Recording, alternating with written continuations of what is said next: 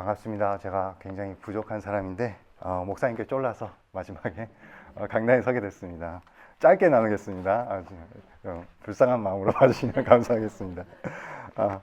우리가 대림절을 보내고 있습니다. 주님께서 이 땅에 오심을 또 기뻐하고 또 다시 오실 것을 우리가 바라보고 있죠. 그리고 그 과정 가운데 우리가 또 다룰 수 있는 귀한 주제, 천국과 지옥에 대해서 오늘 좀 생각해 보면 좋겠습니다. 사실 제가 예전에 중고등부에서 설교했던 적이 있습니다. 근데 그때 한 주에 천국과 지옥에 관해서 나눈 때가 있었는데, 제가 어릴 때 되게 그 지옥 갈 거에 대한 두려움이 많았어요. 그래서 우리 중고등부 친구들한테도 좀 용기를 주고 싶어서 이런 이야기를 했습니다. 천국에 가고 싶은데 못 가는 사람은 없을 거야. 그러면서 C.S. 루이스가 한 말을 전해줬는데요. 타고자 하는 사람은 다 타게 되어 있으니 걱정하지 말게. 세상에는 딱 두 종류의 인간밖에 없어.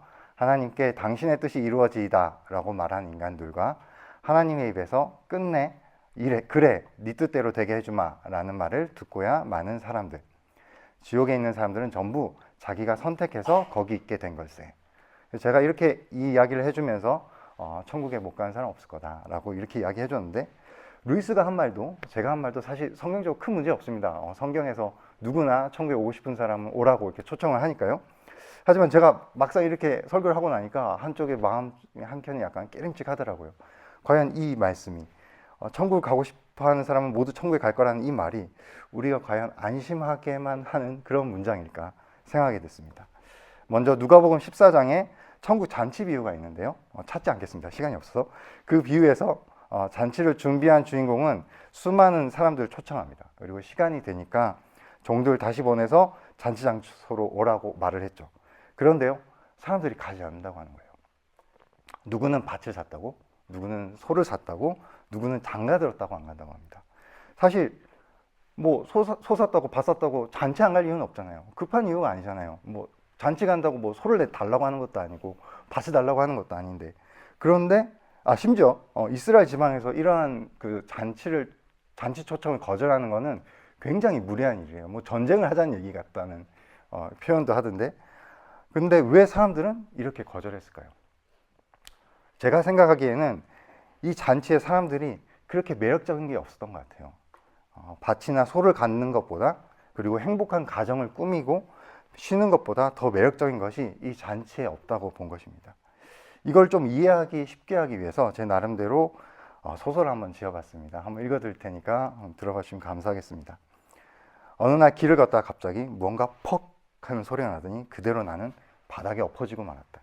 눈을 감자 순식간에 나는 온 세상이 하얀 어딘가로 도착했다. 여기는 마치 커다란 놀이동산 같다. 온 집과 마을이 금과 보석으로 둘러싸여 이곳에서는 말로 표현할 수 없는 빛이 가득했다. 이 놀이동산 같은 곳으로 들어가 본다. 입구에 서 있는 안내원이 내 손목을 확인한다. 손목에 있는 신앙 고백 띠를 확인하고는 밝은 웃음으로 나를 안내해준다. 그가 이 동산을 소개한다. 이곳에는 세 개의 기쁨의 마을이 있습니다. 믿음과 소망과 사랑, 원하시는 곳에 마음껏 즐겨주시기 바랍니다. 오호, 내가 천국에 왔나 보다. 나는 콧노래를 부르면서 먼저 믿음이라는 마을에 들어선다. 마을 문 안에 들어서자 큰 공사판이 펼쳐진다. 사람들은 뭔가 블록을 열심히 쌓고 있다. 몇몇은 땀을 삐질삐질 흘리기도 한다. 공사판 가운데 블록이 쌓여서 뭔가 만들어지고 있는데 집 같기도 하고 산 같기도 하고 도시 같기도 하다. 사람들은 즐거워 보이는데 정작 나는 이상하다. 아니, 이런 일을 즐거워하며 하고 있다니? 나는 이제 좀 쉬려고 온 것인데. 실망이 마음을 가득 채운다. 안 되겠다. 안내원에게 물어본다. 저기요, 좀 쉬는 그런 데 없나요? 안내원이 내 말을 못 알아듣는 듯한다. 네? 내가 다시 설명한다. 아니, 좀 앉아서 있는 뭐 그런 곳이요. 안내원이 한참 고민하더니 소망의 마을을 말씀하시나 봅니다. 제가 안내해 드리겠습니다. 라고 이동한다. 소망의 마을이 펼쳐진다. 가운데 뭔가 물이 고여 있는데 따뜻한 온천수 같다. 여기 들어간 사람들은 마음의 평온을 느끼며 뭔가 중얼거리고 있다. 기도하고 있음이 확실하다. 그래, 나도 한번 몸을 풀어보자. 그들이 몸을 맡긴 그 물에 나도 발을 대어본다. 뜨거! 이건 내가 생각한 온도가 아니다. 이런 온도에 몸을 녹이느니 차라리 지옥불이 낫지 않을까? 안내원에게 다시 요청한다. 아까부터 내 말을 잘 못 알아듣는 것 같아서 이번엔 직접 그냥 얘기해본다. 저기요, 사랑의 마을로 가보면 어떨까요? 안내원이 다음 마을로 인도해준다. 사랑, 그것을 싫어하는 사람이 어디 있을까? 내가 그 마을에서는 실망할 일이 절대 없어 보인다. 안내원의 친절한 안내로 사랑의 마을에 도착한다. 그곳의 사람들은 큰 원을 만들어 서로의 어깨를 주무르고 있었다. 이생에서 고생한 서로의 피로를 풀어주는 것이겠지. 그래, 나도 현세에서 당한 고통을 마사지 받으며 한번 풀어보자. 마을의 원 안에 들어간다. 한 사람이 자연스럽게 자리를 내주고 반겨준다. 기분 좋다. 내 등을 마사지해준 사람의 마사지를 받고 나도 받은 만큼은 해줘야겠다는 생각에 앞 사람의 어깨를 풀어준다. 몇 분이 흘렀을까? 내 뒷사람이 어깨 승모근만 푼다. 나는 견갑골도 풀고 허리도 잡고 틀어진 척추도 좀 잡아줬으면 좋겠는데 이건 내 방식의 마사지가 아니다. 처음엔 그저 마음에 좀 안 들더니 이제 화가 난다. 이것밖에 못하냐는 생각에 자리를 박차고 일어서 버린다. 안내원이 날 찬다. 무슨 불평한 일 있으세요? 나는 따진다. 저는 여기 믿음과 소망과 사랑의 마을이 재미가 없습니다. 이게 뭐가 즐겁습니까? 그때 안내원의 주머니에 꽂힌 지도가 보였다. 안내원의 지도를 낚아채며 새 마을의 지도를 보니 믿음과 소망과 사랑이라는 마을에는 각각 믿음의 역사, 소망의 인내, 사랑의 수고라는 마을의 별명들이 보였다. 지도를 멍하니 한참 쳐다본다. 사실 이게 전부인가 하는 생각이 뚜렷해진다. 죽고 나면 지옥과 천국 두 개밖에 없다고 들었는데 천국 한번 들어가면 못 나오는 거 아닌가? 머릿속이 복잡하다. 지옥을 살짝 한 번이라도 봤으면 좋겠다는 생각이 든다. 안내원에게 한번 물어보자는 느낌으로 슬쩍 눈을 띄었다. 저기 지옥은 어떻게 생겼나요? 안내원이 말한다. 지옥은 저도 완벽히는 잘 모르는데 사실 지금 가보실 수 있습니다. 저 입구에 들어오셨던 문을 다시 열고 나가시면 돼요. 사실 여기는 진짜 천국이 아니고 천국의 모델하우스입니다. 천국에 들어가시기 전에 잠깐 보여드리는 거니까 아직 선택이 가능하세요. 난 너무 기뻐서 속으로 소리를 질렀다. 아직 선택할 수 있구나. 나는 지옥을 한번 구경해 봐야겠다. 나는 조용히 입구를 향한 나의 발걸음을 재촉했다. 입구 문을 열었다. 그리고 대기 중인 지옥행 버스를 탔다. 버스 문이 닫히자 닫힌 문에 안내판에 이런 글귀가 써져 있었다. 심판이 종료되었습니다. 이 소설 어떠신가요? 주인공은 신앙 고백을 한 사람이었습니다. 하지만 천국에 가기를 스스로 거절했죠. 원하지 않았으니까요. 왜 그럴까요? 천국이 그가 기대했던 부유함과 쉼과 성공을 주지 않았기 때문입니다. 성경은 분명 천국에 부와 안식과 왕권이 있음을 약속합니다. 하지만 그것들이 결코 우리가 기대한 것과 같지 않을 거라는 것도 말씀하고 있죠. 이제 우리 오늘 이 본문 누가복음 16장을 보시겠습니다. 먼저 부자가 등장하죠. 이 부자는 자색 옷과 고운 베옷을 입고 날마다 호화롭게 즐겼다고 합니다. 그 당시 자색 옷을 입은 사람은 최상위 계층만 입는 것이었습니다. 당시엔 많은 사람들이 의로운 사람은 또 부자가 된다고 생각했다고 해요. 그러니까 이 부자는 아마 넉넉한 돈과 높은 권력 그리고 스스로 의롭다는 자신감으로 아주 든든했을 것 같습니다. 이 부자의 집 앞에 나사로가 등장합니다. 이 사람은 헌대투성이라고 표현하더라고요. 다시 말해 몸 여기저기에 염증과 고름이 나서 살이 터져 나왔다는 거예요. 이 염증들을 개들이 핥았다고 합니다.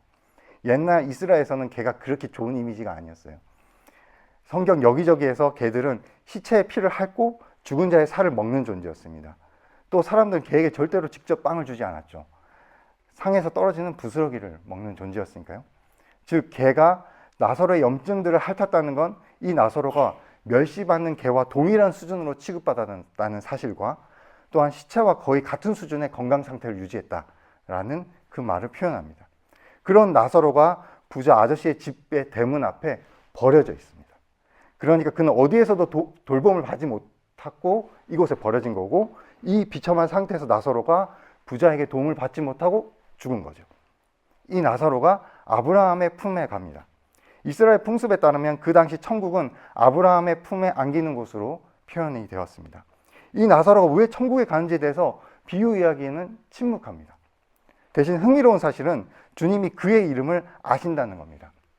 성경 전체에서 예수님이 하신 모든 비유들 중에서 인물들에게 직접 이름이 부여된 경우는 이 비유가 유일합니다. 나사로, 이 이름이요.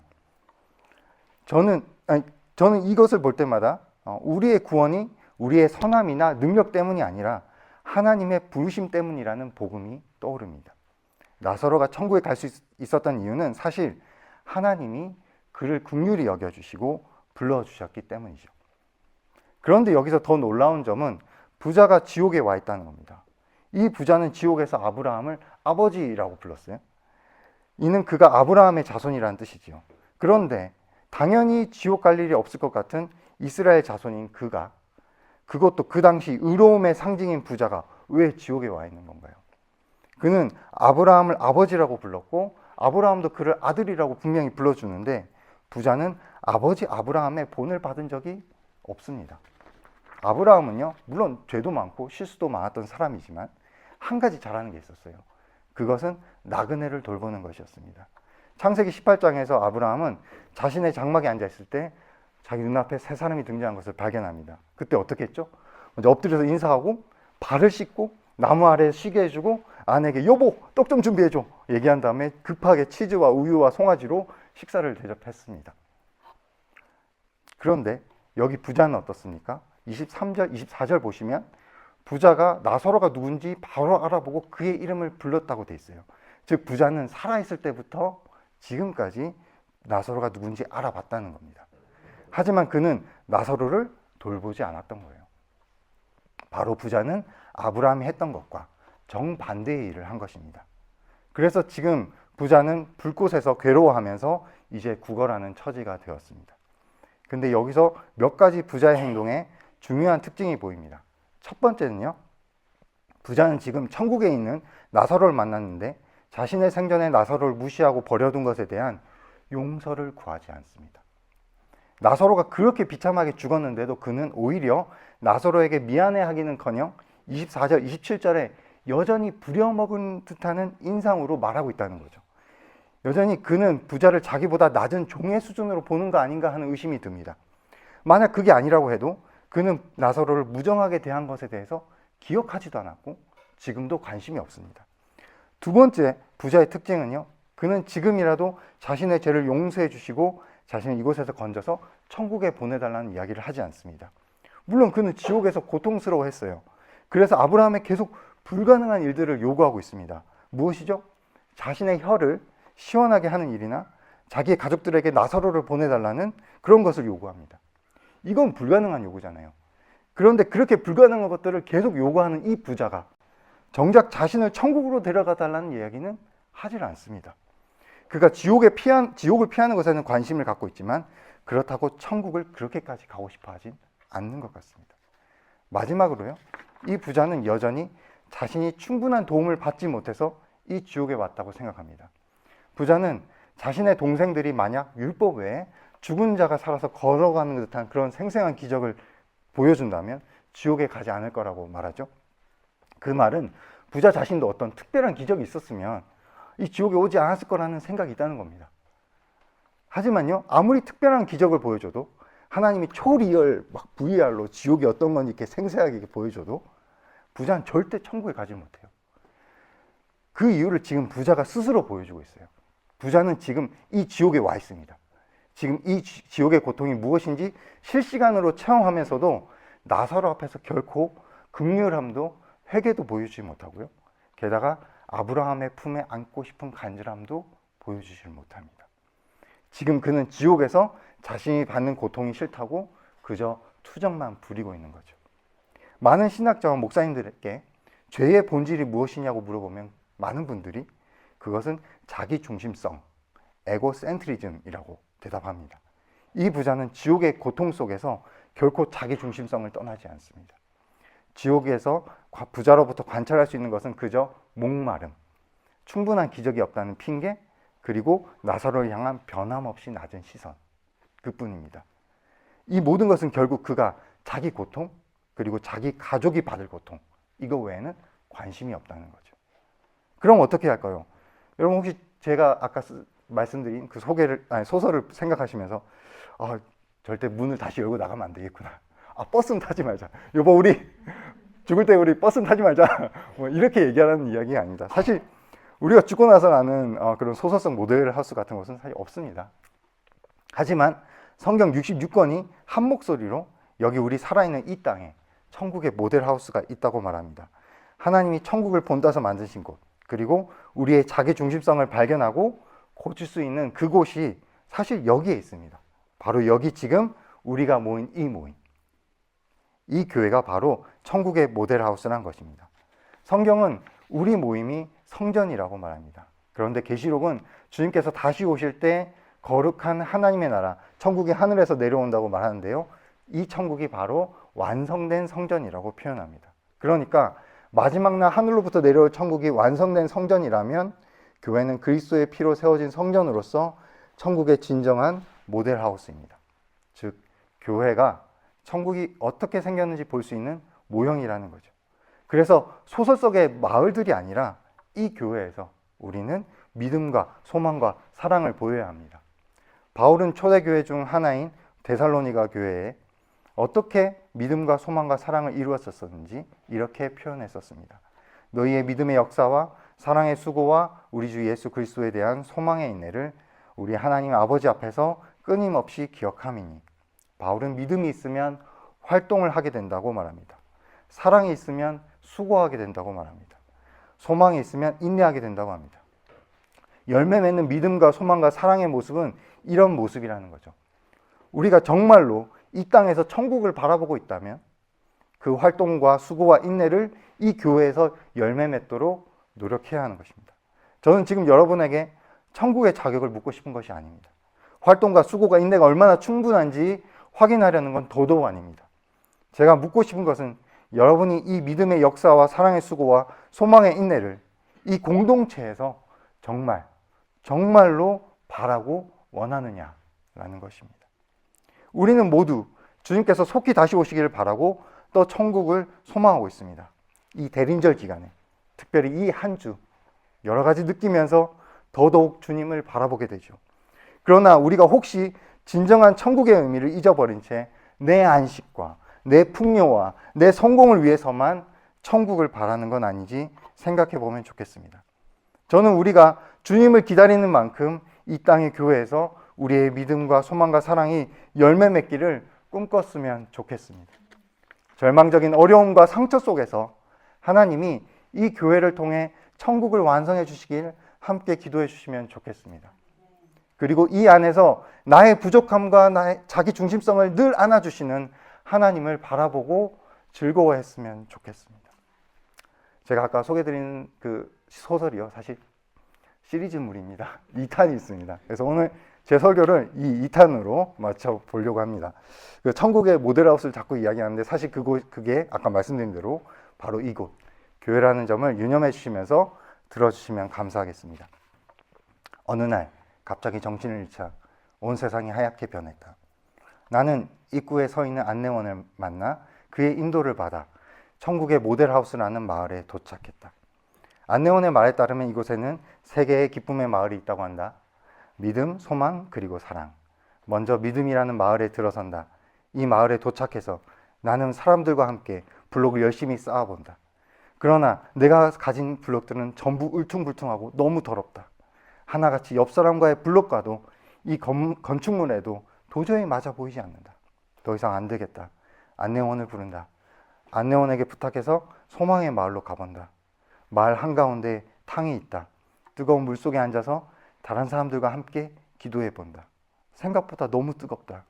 문득 옛 기억이 떠오른다. 이곳에서 앉아보니 내 예전 삶에서 힘들었던 것은 아무 고통도 아니었던 것 같다. 일생 동안 그저 불평만 했던 내 모습이 자꾸 떠올라서 부끄럽기 그지없다. 부끄러운 마음에 다시 안내원에게 부탁해 사랑의 마을로 가본다. 이곳에서는 사람들이 동그랗게 앉아서 서로의 어깨를 주무르는데 내 뒷사람은 내가 별로 원하지 않는 부위를 열심히 주무르신다. 처음엔 잘 참는다. 하지만 하도 같은 곳만 주무르니 너무 힘들다. 결국 참지 못해 답답해서 내 뒷사람을 힐끗 쳐다본다. 순간 어깨 너머로 비춰진 내 뒷사람에게서 내 아버지의 얼굴이 보였다.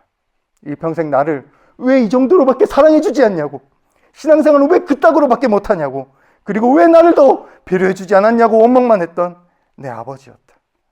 뒷사람에게서 아버지의 모습이 보이자 일평생 미워하기만 하던 내 모습에 실망과 후회가 흘러 결국 눈물이 터져 나온다. 아니 그저 눈물을 넘어 소리를 지르며 통곡을 할 수밖에 없었다. 내 울음소리에 안내원이 나를 향해 뛰어온다. 다급히 나를 찾는다. 무슨 불편한 일이 있으시냐고 말하자 나는 흐느끼며 대답한다.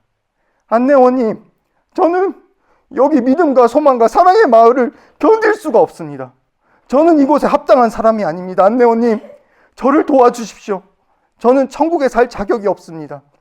그 안내원이 나를 꼭 안아준다. 그리고 한참을 함께 울어주며 이렇게 이야기해준다. 그래서 내가 너와 함께 있자니. 그래서 내가 너와 함께 있자니. 눈에 가득 찬 눈물의 렌즈 속으로 안내원의 이름표가 비쳐 보인다. 이름표에 적힌 안내원의 이름은 나사렛 예수 그리스도였다. 함께 기도하시겠습니다.